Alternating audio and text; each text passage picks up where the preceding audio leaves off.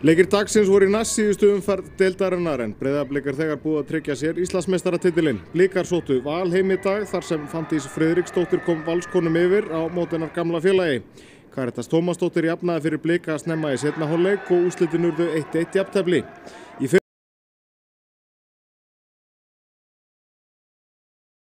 fyrrnefndum leik FH og Víkings var að deyja Sandoval sem kom Hafnfirðingum yfir á 27. mínútu.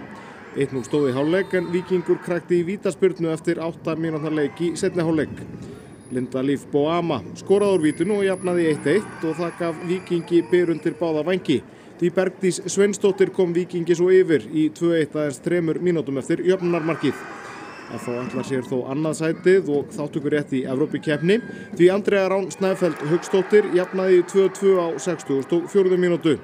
Það var svo 12 mínútur fyrir leikslok að Thelma Lóa Hermannsdóttir tryggði FH 3-2 sigur og mikilvæg 3 stig. FH hefur 3 stiga forskot á Þrótt fyrir lokaumferðina og miklu betri markatölu. Þrótt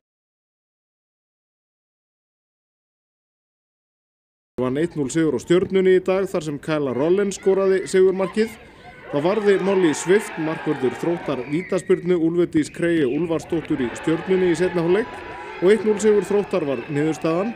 Bestu deildinni lýkur næstu helgi.